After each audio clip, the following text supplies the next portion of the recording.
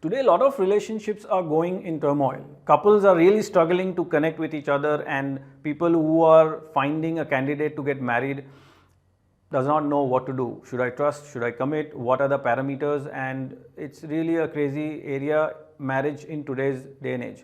So if you're in a marriage struggling, questioning whether I made the right decision or not, or if you're having fights, or if you are like really not having the love and connection that you should, then please watch this video till the end. Or if you're someone who's wanting to get in a new relationship, this will also help you. So we're going to address two important aspects that is crucial for any relationship, and I'm talking about intimate relationship over here. I'm not talking about friendship or parent or kids. Specifically, intimate relationship is what the topic is today. And then I'm going to talk about two phases of the relationship. Every relationship goes through these two phases, and if you master these two phases, you are going to come out stronger. You will have more love, more connection, love, peace and happiness, as we say, in your relationship. So let's start with the two things that you must have when you commit to a relationship. And the first thing is trust. When you are looking at a relationship, you must determine whether I trust this person or not, whether I want to spend my entire life with this person or not. Now you want to do whatever research you want to do a background check, you want to spend some time with that person, and you do whatever needs to be done. But once you trust your relationship, when you trust that person, then only you will go to the second point, which is commitment. So you will commit, and when we say I have trust and I have commitment, the commitment has to be unconditional. It cannot be only if you do this then I will commit, only if this happens then I will commit, only if our relationship moves to this, maybe you buy a house, or if we stay separate, or you have this kind of an income, or you buy me this, or I want this lifestyle, or I want to stay in this location, then only I will kind of trust you or commit to you. That's not how it works. So you're trusting the person, you're committing to the person fully, your husband, your wife, the boy or the girl, right? You're not looking at the external parameters, because these external parameters can change anytime during your lifetime, right? Money can go, health can come in and go, looks can change. So here I trust this person and I unconditionally commit to the person. Two things at very important.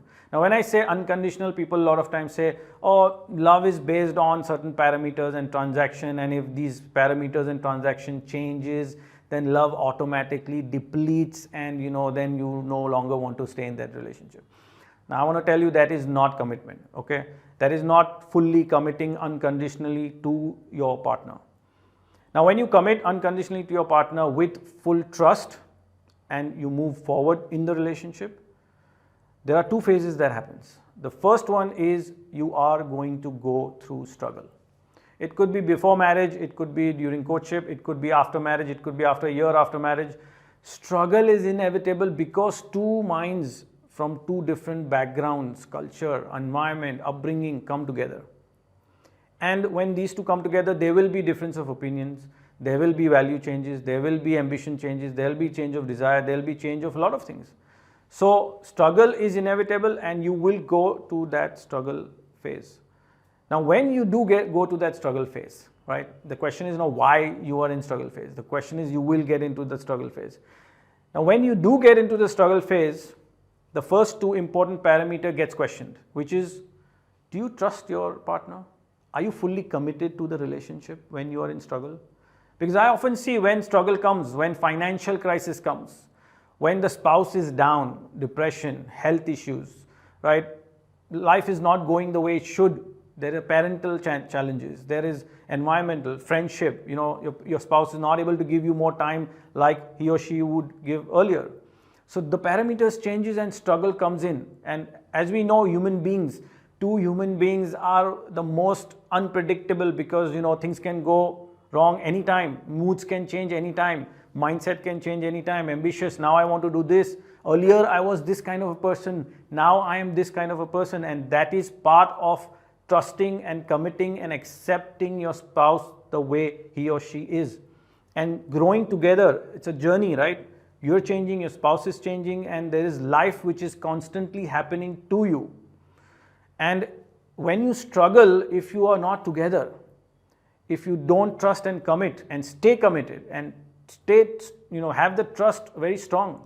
Something goes wrong and you start doubting your partner. You start checking his or her phone. You start spying. You start getting those thoughts, my spouse is cheating on me. Oh my God, media is so bad and we see so many negative things around, and you start suspecting your spouse having an affair, or why did he come late, or why is she doing this? Trust goes down the drain and commitment goes down the drain. If you have health issues or financial issues, and I see a lot of times this happens when there's financial issues, sometimes the partner is not able to cope. The trust goes, I don't trust you that you will be able to make the income or bring back the family on track, or I will get financial security, and so hence I'm going to question the relationship and I don't know if I want to stay married.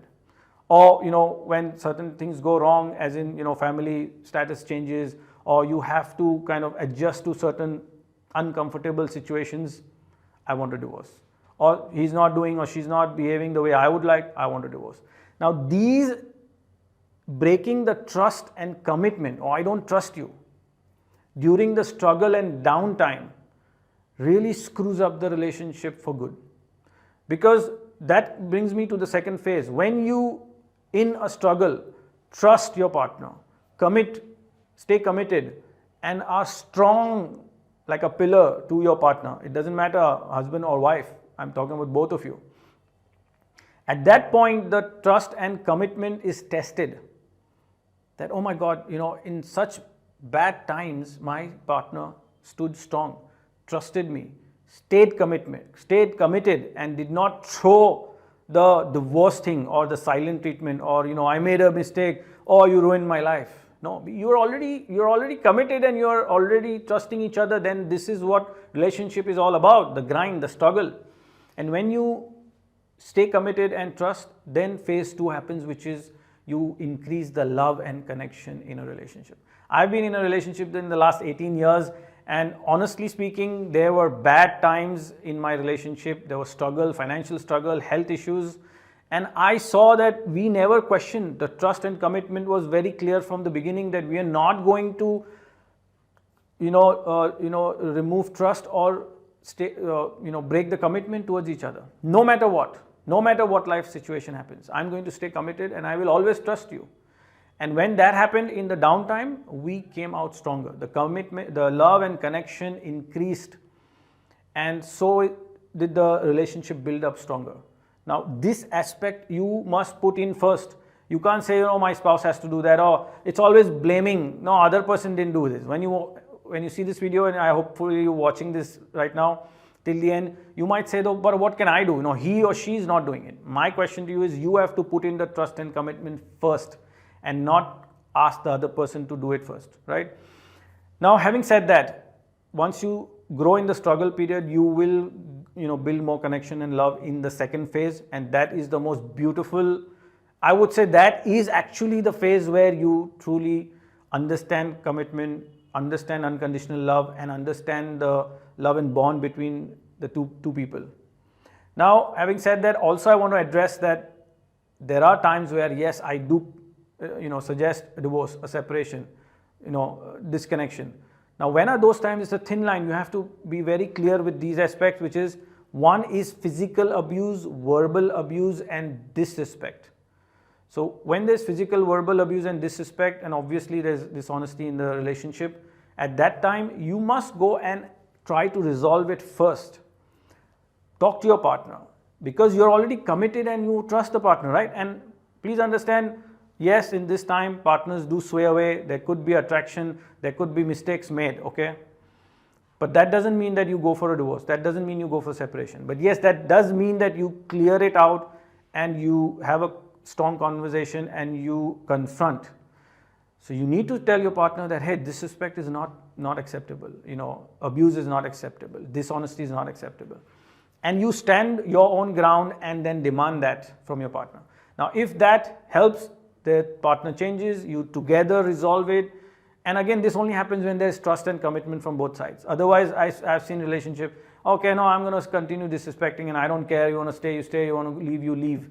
If your partner is threatening you with that I think then that is the reason for separation. But apart from that, I don't see any other reason, and these two factors again, trust and commitment is core, and when you have trust commitment, you will go through struggle, and when you stay committed and trust each other in the struggle, you will bring out the love and connection in a relationship. I hope this video brings you value in your relationship and brings more love and connection to your current relationship or any relationship that you're going to step into. Make sure you share this with your family or friends who need to hear this message and might, kind of benefit from the video. If you have any questions or need to discuss anything, please post it below the comment. I'll be happy to discuss further. And as always, subscribe to our channel, give me a thumbs up, and stay alive, stay fearless, dream big, stay strong, and I'll see you soon in the next video.